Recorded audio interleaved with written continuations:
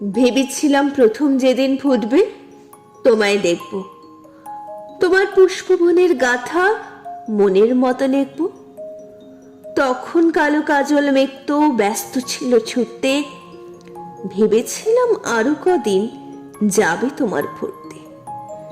সবে তো এই বর্ষা গেল, শরৎ এলো মাত্র, এরই মধ্যে শুভ্র কাশে ভরল তোমার গাত্র।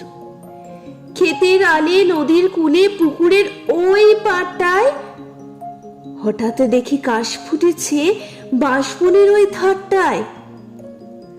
আকাশ থেকে মুখ নামিয়ে মাটির দিকে নুয়ে দেখি ভোরের বাতাসে কাশ দুলছে মাটি ছুঁয়ে। কিন্তু কখন ফুটেছে তা কেউ পারে না বলতে, সবাই শুধু থমকে দাঁড়ায় গায়ের পথে চলতে।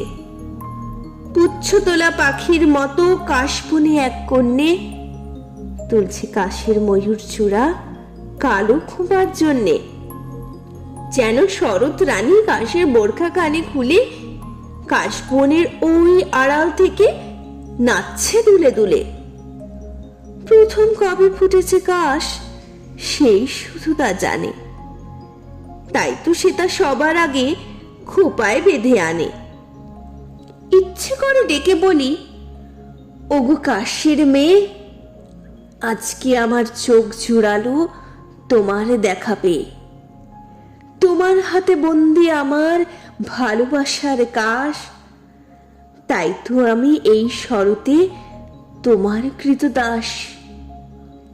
ভালোবাসা কাব্য শুনে কাশ ঝরেছে যেই, দেখি আমার শরৎ রানী কাশবনে আর নেই।